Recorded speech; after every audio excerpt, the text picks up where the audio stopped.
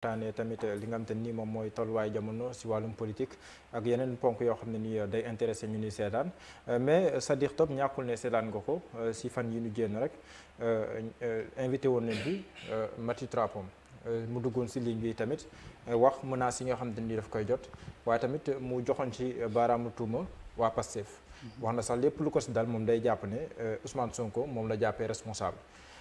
Dama lay interpeller doublement en tant que journaliste de formation waaye tamit en tant que ku bokk Pastef la ngay réagir si sa benn consoeur bi recevoir ay menaces mu jàpp ne si sa parti la soxla ko. jërëjëf Mouhamed damay ci profiter d'ailleurs pour nuyu kooku nga xamante ne moo di Maty Trapom di suñu consoeur parce que je rappelle souvent que man je suis journaliste de formation bien vrai qu'aujourd'hui je n'en suis pas de fonction donc statut la boo xamante ne dama koy assumer pleinement. bu ñu ñëwee ci li nga xamante ne moom mooy menaces yi gis nga aujourd'hui avec réseaux sociaux yi dañoo toll foo xamante ne souvent dina am ñoo xamante ne di nga bind dara sax ñu attaqué la di nga bind dara sax ñu saaga la di nga bind dara sax ñu menacé la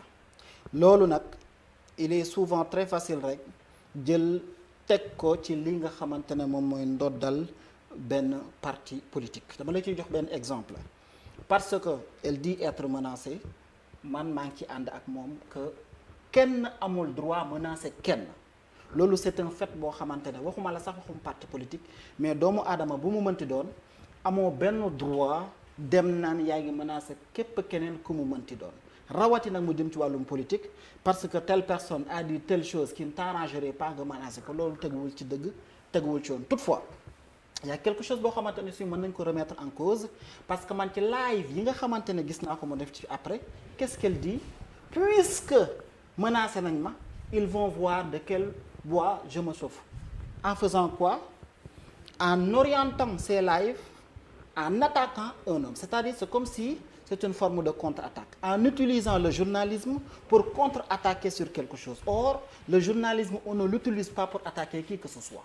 Le journalisme, on l'utilise tout simplement pour enfermer juste et vrai. Ce n'est pas parce qu'on est mécontent, ce n'est pas parce qu'on a subi une injustice, ce n'est pas parce qu'am na ku ñuy attaqué qu'on utilise notre statut de journaliste pour l'orienter vers un règlement de compte individuel. Ça ne se fait pas. Donc d'une part, effectivement, je la soutiens, je ne suis pas d'accord pour un quelconque menace boo xamante ne subir na ko loolu du dëgg di yoon man j'en ai subi jëlewuma ko quelque chose de sérieux képp koo xamante ne yaa ngi koy def tegoo ko ci dëgg rawatina mu nekk ci wàllum politique mais toutefois elle en tant que journaliste puisque nous avons été formés pour être journalistes pour donner la bonne information et donner cette bonne information duñ ko utiliser pour nous pour attaquer un parti politique malheureusement à travers les réactions qu'elle a faites da ngay sentir nettement parce que peut-être elle est mécontente que jël na loolu utiliser ko contre Pastef donc ça en l'espèce ce n'est pas professionnel de sa part. mais est-ce que nekkul tamit Pastef ñoom ñoo war a xoolaat seen taxawaay parce que nekkul moom moo njëkk wax ne que parce que invité na koo xam ne nii arrangé wul Pastef mu ngi jot ñu koy menacer ñu koy saaga nekkul moom moo njëkk wax loolu day faral di ñëw à chaque fois ñu siy joxat baaraam tuuma waa Pastef kon est-ce que nekkul waa Pastef ñoom ñoo war a xoolaat seen bopp le fekkee tamit Pastef def si patapataaral est-ce que tekkiwul ne que même bu si laalawul waaye lii ñooñu di def ànd na si. xam nga un parti politique ce sont des instances boo xamante ne ñu ko déterminer ñëpp ay kilifa lañ ak ay cadres ñoo am na ñuy doxalee am na ñuy gisee vous n'allez jamais voir un responsable de parti politique en tout cas de Pastef pardon un responsable de Pastef génn xas yu ñaaw wala dal ci kenn ci wàllum attaque loolu duñu ko def par contre ci réseaux sociaux yi lu ne mën na fa xew tey jii nii ñun ñëpp ñoo ko gisandoo damay laaj rek ñun fii ñu toog nii kan moo gisagul ci réseaux sociaux yi koo xamante ne mbubboo na benn parti amaana sax fa la bokk on ne sait jamais ñëw attaquer keneen donc loolu c'est un fait boo xamante ne ay dérives la yoo xamante ne aujourd'hui am na dans les réseaux sociaux Pastef ne peut pas porter cette responsabilité Pastef ne peut pas porter cette responsabilité dans la mesure où on se souvient encore une fois de plus Ousmane Sonko le président Ousmane dem na fi Touba daat ne képp ku bokk ci ñun doo fi génn di saaga wala di wax yu ñaaw di ko teg ci kaw nit ñi loolu pour man mbir la moo xamante ne tënk na lépp maintenant on ne peut pas toujours revenir encore sur un fait boo xamante ne collé nañ ko sur Pastef à raison ou à tort je l'ignore pour wax ne Pastef encore na génn est-ce que Pastef jotul mu génn dànkaafuwaat dànkaafu kii et quoi pour quelle raison quel responsable quel militant kañ ngay joxoñ baaraam pour ne diw yaa def sàngam donc kay ma dànkaafu la c'est extrêmement difficile man mii di wax ak yow mais ñaata yoon laay bind tey jii nii gis na recevoir des messages yoo xam ne dañ may saaga parce que tout simplement j'ai défendu une idée au nom de Pastef mais tout cela dama jàpp ni les réseaux sociaux en réalité ne sont qu'une extension de ce qui se passe dans nos sociétés suñu sociétés yi léegi moo amatul yenn tolérance yi de sorte que boo waxee nit dans le débat des idées loo xamante ne àndul ak moom li mu gëm au lieu mu répondre la par les idées le plus souvent de les répondre de façon virulente de façon vulgaire loolu moo dul dëgg du yoon donc. parce que mais loolu yéen waa Pastef la koy dàkkantale. mais xam nga ngeen ñëw si politique ba léegi si la critiquer maanaam si la benn opposant taxaw ku ko critiquer rek mu mel ni da nga def bàkkaar da lay tuumaal di wala boog di la ŋàññ di la saaga di la xas loolu moom dàkkantal boobu yaa ngeen koo dégg. waa xam nga wax moom souvent en politique surtout boo ci nekkee da ngay recevoir ay coups et il faut accepter de les recevoir nous avons accepté nous. que effectivement am na ñoo xamante ni dina ñëw ne Pastef kat lañ dàkkantalee sànq mais xam nga le plus important mooy lan mooy déggaguñ fi encore une fois de plus jusqu'à ce présent là où suis-je en train de vous parler un responsable de parti Pastef bu génn wax ju ñaaw guñ mën a tudd baaraam pourtant dégg nañ ko ci yeneen responsable yeneen parti donc ñun ñi nga xamante ni ñoom ñooy responsable parti bi en étant les références incarnant le projet du parti ñooñu kenn déggagu leen ñu wax bu ñaaw loolu donc c'est largement suffisant pour montrer que ñun loolu woote wuñu ko depuis le début li ñuy mës di wax mooy débat d'idées pourtant parallèlement de l'autre côté gis nañ fi ay kilifa yoo xamante ne ñun ñëpp ko déggandoo génn nañ saaga génn nañ wax fi wax ju ñaaw pourtant nous n'avons même pas répondu à tout cela jël nañ ko teg suñuy def wuyu wuñ ci mais effectivement puisqu'on est dans l'espace politique au Sénégal d'autant plus qu'au Sénégal ñi ñu ko seqal souvent ils utilisent des armes non conventionnelles loo xamante ne sax ëpp na dayo kon tey jii nii mënuñu lu dul rek wax képp koo xamante ne Pastef nga bokk ñu xam ne ñun ce qui nous a toujours intéressé et que nous intéresse aujourd'hui encore une fois de plus c'est le débat d'idées. Merci beaucoup c'est-à-dire damay jox Bara mu poser la question. laataa may def tour table bi xool ajaratu yi ñoom aussi. lan lañ la bëgg a laaj Bara allez. c'est-à-dire ñu ngi koy ziaraat encore une fois mais man sama question dafay desaat ci même fi nga xam ne foofu la Diallo nekkoon parce que dañu seetlu benn affaire boo xam ne depuis que ba ñu xamee Ousmane Sonko ci réseaux sociaux lañ ko xamee ak ay ñoñam est-ce que tamit ne tolluwuñu foo xam ne war na taxaw moom waxtaan ak ñi nga xam ne ñoo koy déglu et si est-ce que tamit ndax mën nga dëggal wala mën nga ñëw ci li nga xam ne mooy li Olof Ndiaye di wax li nekk ci butéel mooy xeeñ ci saañ bi maanaam yéen da ngeen bëgg à chaque fois di donner des coups mais du ngeen mës a accepter jël ay coups. je pense que damay reprendre. te ku bokkul ci yéen tamit wax dëgg yàlla c'est un corrompu pour vous. damay reprendre toujours li ma tontu woon léegi rek ci Mouhamed bu dee nit ki li ngay gis ci biti peut-être am ñoo xamante ne ñu ngi koy doxale mooy li nga xamante ne en tout cas moom mooy jikkooy parti bi yaakaar naa ne xel xaweef naa mën a dal parce que gégg nañ chaque fois ñun suñu discours mu nekk un discours boo xamante ne amul benn violence amul benn wax bu ñaaw boo mën a taf sa gémmiñ ne jóge na ci làmmiñu kenn benn responsable Pastef ay anciens présidents loolu chaque fois da nga ko koy xam nga loolu c'est dans un contexte moo tax àdduna lépp loo xam ne rek dafa am solo man je m'en souviens d'ailleurs loolu bi ñu koy génnee à quelle époque lañ ko génnee gis nga moo tax chaque fois booy defaat booy remonter li nga xamante ne amoon na fi boo respecté chronogramme bi rek da ngay noppal président Ousmane mu ne boo xoolee li fi jot a am ci Sénégal ci ay moyens ak suñu alal ni ñu ko def sa xol bu ci mën na ci jeex ba nga jàpp nii dañ leen a war a fusiller képp koo xamante ne jar nga chef d'État dans un contexte boo xamante ne le contexte était antérieur même à une élection présidentielle mooy l'élection de 2019. lan moo ci jóg bi coow loolu jógee loolu wax gënu koo rëy de. bi coow loolu jógee maanaam loolu ay saaga sama ko tane wax gënul rëy loolu ñoom ñëpp. am na lu ko gën a rëy tamit d'autant plus que bi coow loolu jógee du ma ko fi indiwaat tey puisque peut-être am na yeneen yoo xamante ne dox na fi mais bi coow loolu jógee ba ñëpp naan wax nañ fi lii wax nañ fi lee lan la fi wax moom Ousmane Sonko on se souvient il avait répondu à ça donc moi je vais me souvenir tout simplement à la réponse qu'il avait donnée à l'époque. C'était laquelle? réponse bi mooy ñun li ñu gëm mooy Sénégal dañ koy jël teg ko ci yoon wax xamante ne ci dëgg lay tegu ak ci transparence donc yii nga xamante ne ñoo ngi koy rappeler sorti de le contexte du ma ci revenir c'est ce qu'il avait donné et moi je vais me souvenir de cette réponse. D'accord damay jox Maria laataa may ñëw ci Babacar. Babacar amul question. non damay ñëw si yow avant may dem si yow. d'accord c'est-à-dire est-ce que tamit waa Pastef wala mbokk ña nga xamante ne ñoo fa jiitu li ñuy def nii de facilité parce que man dama jàpp ne que c'est trop facile ngeen toog ne ñiy jiite Pastef ñi nekk chef de parti bi ñi nekk à la tête on ne les entend pas insulter et pourtant si tu pars sur les réseaux sociaux ce sont des personnes qui se réclament du Pastef je ne dirais pas du Pastef qui sont du Pastef mais qui se réclament du Pastef ñoom ñooy def yenn dérives sur les réseaux sociaux kenn du wax sa idée par rapport à Ousmane Sonko kenn du indi contradiction képp koo xamante ne da nga wax sax li gën a terre à terre Ousmane Sonko il n'est pas jantal ñu dal sa kaw léegi li gënoon yomb danaa bu Sonko moom ci réseaux sociaux yi nañ ko xamee foofu la population bi nekk bu doon li ngeen di wax dëgg la ci yéen est-ce que doo leen taxawaat ci réseaux sociaux yi def live def ay direct pour daal di wax ñi nga xamante ne ñoom ñooy salir seen nom bu fekkee ne nekkuñu fa ñu revenir dans les rangs et de redevenir correct par rapport à leur façon d'agir sur les réseaux sociaux. D'abord damay rectifier quelque chose Ousmane Sonko xamee wuñ ko ci réseaux sociaux yi dañ ko xamee dans l'espace politique donc c'est dans l'espace politique qu'il a pu au moins montrer li mu liggéey ba tey Sénégalais yi gëm discours am donc ce n'est pas dans les réseaux sociaux.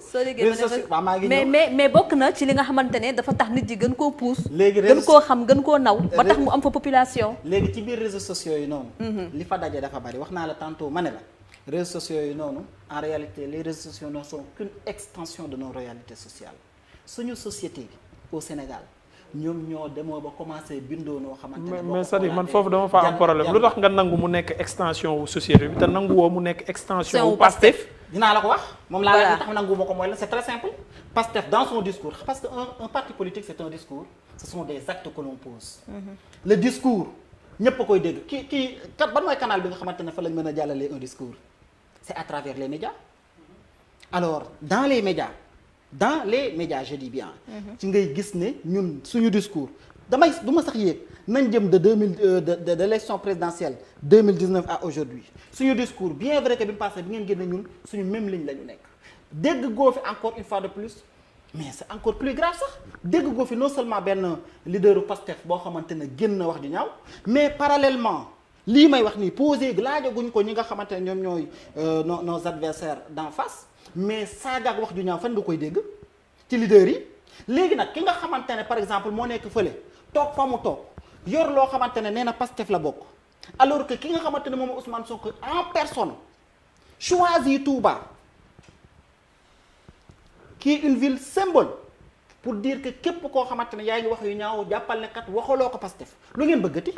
léegi damay laaj qu'est-ce qu'on veut encore de plus parce qu'il a choisi tout li may wax nii yéen a ngi koy fàttaliku wala fàttaliku leen wax na ko récemment mais yéen def ngeen seen gëstu yéen waa Pastef ngeen génnee ay nangami faux compte ngeen jàpp ne ay nit la yoo xam ne nii dañoo créer ay faux compte bu booboo Pastef def ay ñaawteef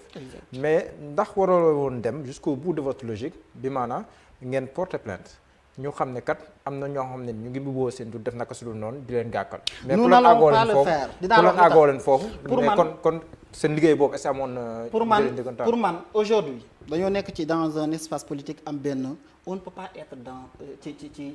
guerre yëpp wala ci xeex yëpp déedéet xam nga lu ñu man mooy woo nit ñi ci li nga xamante ne ñoo ngi ñu ciy dégg heureusement ndaw ñaa ngi ciy commencé dégg bu baax leneen li nga xamante ne itam mooy sensibiliser te dans ce domaine là dans le domaine de la sensibilisation et dans le domaine du discours qui dit mieux comme parti politique ici au Sénégal na ma ko wax sur les actes que l'on a posés j'ai bien dit et je parle d'actes Pastef nga gis naa fi mbir yoo xamante ne par exemple am na fi prenons l'exemple dans la presse sénégalaise fii Sénégal lañ lay invité lu ci bëri ci presse bi ñu ne la par exemple gis nañ waa Pastef ñi nga wax lii du yoon et pourtant pendant ce temps au même moment c'est Pastef qui a demandé à ce que ces jeunes aillent dans les banques de sang pour joxe deret c'est une sensibilisation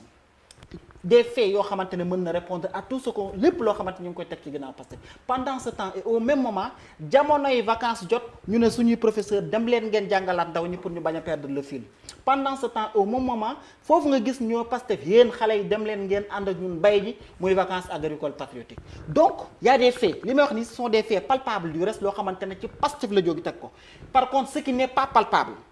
et qui peut être abstrait mooy saaga bu ñuy jël teg ko ne waa Pastef fa ko def. xam nga Mati c'est pas Trapom ay abstrait. firnde yu wóor la am si ni mu ko waxee. Kooka na Mati Trapom ay firnde ay yu nit wóor. yu def live yor nopp yor bët yor ñu nekk si gémmiñ diaspora di ko bi. saaga. voilà te gisul. Xam nga man- te gisul kenn si waa Pastef ku jël responsabilité comme ni ko Yankhoba Diattara defee woon vu que ay ndaw réew mi doon xookatale. xam nga man j'ai l'impression qu'on tourne autour du pot nee naa leen tout au début de l'émission je pense que ñoo ngi ciy desaat encore. mais seetaan que sot la bokk de que seetaan. nee naa leen tout au début de l'émission qu'en réalité waxuma sax waxi politique dama ne yar ak teggin ak comportement bi nga xamante ne moom la ñu war a yare doomu aadama bokkul ci nit ki ci boppam ngay menacer qui que ce soit à fortiori dans le champ politique. donc là on se désolidarise totalement ak képp koo xamante ne mi ngi def loolu et moi à titre personnel je me solidarise dans le sens où d'accord ma ne war nañoo mën a menacer qui que ce soit. donc loolu loo xamante ne wax naa ko mu leer maintenant y revenir qu'est-ce qu'on veut que je dise de nouveau lan lañ bëgg ma waxaat ci lu bees wax naa ci lu leer ne carrément on se désolidarise par contre ce qui n'a pas été dit li nga xamante ne waxuñu ko mooy bi mu waxee loolu moom ndaw si ba pare nous avons vu yéen ñëpp ko gisandoo ku ko vérifier après gis ko ñi ñuy seetaan bu leen neexee nañ ko vérifier elle a utilisé ça pour s'attaquer à Pastef utiliser le statut de journaliste bi nga xamante ne dafa am mission tordre mission bi attaqué ci Pastef. mais bi muy jël tam waa Pastef daal loo leen wax li. bi ñu. bi muy jël waa Pastef. ak ñu doon défendre président Ousmane Sonko daanoo wax li. non man xam nga man déjà su ma leen waxee benn. demoon nañ ba ko fi taxé partisan wu Pastef. ñan ñoo ko fi taxé woon. ak bagaay. Mati Trapom gañ Sénégal ñu bari demoon nañ ba féetale ko membre Pastef. loolu sax man yëguma ko man xam naa ne daal moom jamono jooju mu jotul benn menace jamono jooju. non loolu man yëguma ko. d'accord man li ma bëggoon ñëw Babacar nga baal ma. mooy par rapport ak li ngay insister sànq ba léegi ne statut journaliste bi lay utiliser di def ripostam jamono jooju jàppoo ne c'est l'être humain qui parle pas le journaliste parce que nag journaliste nit la mu ngi mel ni yow jii tey ñu ne journaliste nga amoo droit faral Pastef moom journaliste la mais su jotee ay menaces nag dem ba ci plateforme boppam la aussi du rajo du télé du benn médium boo xam ne daf fay liggéey en tant que journaliste mais muy def ay riposte jàppoo ne benn jigéen la bu am peur bu am njàqare bu ñu xoqatal bu ñu fitnaal mu taxaw ne maa lànk bañ. xam nga les réseaux sociaux comment on les appelle autrement dans le champ journalistique les médias sociaux numériques te turu journaliste la koy mbubboo ñëwul ne man Mati sans journaliste turu journaliste la mbubboo ñëw la différence entre un Mati Trapom en tant que journaliste et un Sadikh Top en tant que journaliste xam nga mooy lan. moi je suis journaliste de formation moom lañ ma formé mais je ne suis pas plus journaliste de fonction li may dundee jógewul ci journalisme exercé wu ma ko fenn. j'ai fait un choix. Mati moom it par contre elle journalisme dinaa la wax par contre elle nous savons tous que à travers les réseaux sociaux nit ki li nga am na loo ci mën a jóge loo ci mën a jëlee sa poste ça c'est quelque chose mais bon loolu c'est autre chose mais li ma bëggoon wax mooy. statut journaliste. encore une fois de plus lii may wax nii xanaa yéen seetaanu leen live Mati. bien sûr. qu'est-ce qu'elle dit. en tant que journaliste. def naa sangam c'est le statut de journaliste. Ahmed man dama bëgg ñëw léegi ci affaire réseaux sociaux yi ñuy wax dañu war a nangu benn affaire parti politique bu ci nekk da nga am ay répondeurs automatiques ñuy woowee ay blogueurs moi j'ai travaillé en tant que blogueuse dafay nekk benn bureau boo xamante ne muy Pastef muy APR ku munti nekk fa lañ leen di dugg ay ndaw la ñuy doon dañuy toog ay répondeurs automatiques la ñuy doon article bu ñu dugal ñu dugg ci biir ci saa si ku dugal wax dara ci Ousmane Sonko wala ci Macky Sall wala ci ku munti doon la ñuy dugg saaga la wala ñu dugg xas la wala ñu dugg wax la leen wala ñu dugg indi ay affaires parfois sax borom ci boppam genre mën na nekk Ousmane Sonko par exemple puisque vous êtes de Pastef loolu moo tax ma jël exemple ku munti nekk day taxaw tontu lii parce que man liggéey naa en tant que loolu ku ci parti politique bu nekk muy même ay entreprise dañoo am ay répondeurs automatiques dañuy saaga dañuy def lépp donc bu ñu ñëwee tamit ay faux profil dafa am man du ma gëm totalement que faux profil dafa am parce que parti politique bu nekk am na ay répondeurs automatiques. loolu li ma ci wax c'est très simple man je suis membre bu SNCOM bu Pastef fii laa ko waxee dama ne. amuñu benn jeune ñoo xamante ne réunir lañ leen quelque part naan leen répondez ceci et répondez cela gis nga la stratégie de communication de Pastef SNCOM bi moo koy porté te taluñu loolu et j'en suis membre la fa ne bokkul ak sax lii c'est-à-dire que taluñu parfois boo gisee sax ay ree da lay jàpp dañ ko sax taluñ ñoo ngi ci leneen di réfléchir sur des choses yoo xamante ne ça intéresse le Sénégal waaye amul benn yoon man bu ma gis te yàlla ma tiim ci koor la ñu nekk bu ma gis fuñ naan il faudrait qu'on dise à tel jeune ou tel jeune nañu répondre sur telle chose amu fa. Moi le choix que je fais le plus souvent. Moi-même quand je réponds. dama leen wax benn affaire. Moi-même quand je réponds souvent à une attaque politique. Je donne juste un exemple récemment gis ngeen benn vidéo boo xam ne c'est moi qui l'ai fait ginnaaw bi Mame Mbaye Niang waxee wax yi mu wax. dina si ñëw. man maa jël sur moi tout en sachant li nga xamante ne jot na fi xew et il est réagi donc nekkul loo xamante ne dañ naan la diw defal lii diw waxal lee wax dëgg neex yàlla donc bu dee loolu moo am dans les autres partis politiques et que peut-être am na dans les entreprises disons et je le dis avec force que Pastef en est une exception peut-être même c'est l'exception qui va confirmer la règle. Mohamed kii asu du ma tudd si gàttal Pastef amul waxkatu lu ñaaw amul saagakat. li ma ci tontu c'est très simple gis nga kër goo dem da nga fa fekk koo xamante ne fa mu dëkk fa ñu ko yare la muy réagir yow amoo ci contrôle amoo ci xalaat mais Pastef ñi nga xamante ne déglu nañu discours Ousmane Sonko xam luy projet Pastef taluñu ko sax. d'accord man li ma bëggoon a wax par rapport ak li Maria wax léegi. bu fekkee du ñoom. waa pourquoi yeneen parti yi fi nekk ci opposition bi kenn du leen ko ji. parce que pourquoi yéen rek lañ koy ji. waaye jërëjëf nag yaa ngi soog a ñëw parce que nag Pastef moom. taxaw Sénégal mu ngi fi. parti parce que nag ku gis nen ni nen a ngi Pastef nag fi mu ne nii moom la ñu diaboliser.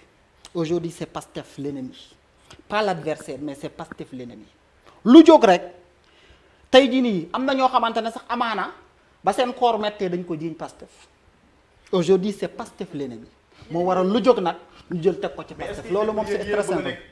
benn contre ñëpp. benn contre ñëpp comment. mais est-ce que du yéen a bëgg a taxawee que ni yéen rek yéen Pastef rek a sell Pastef rek a jub Pastef moo am leader boo xam ne moo war a mën a yor Sénégal ak yooyu est-ce que nekkul yéen a créé loolu. yéen ñan par exemple. yéen waa Pastef ñun waa Pastef li ñu gëm mooy nous avons un projet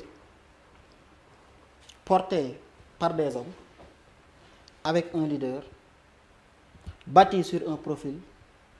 boo xamante ne ce sont des caractères et des valeurs yoo xamante ne gëm nañ ko xam nañ ko ñun ñooñu gëm loolu projet boobu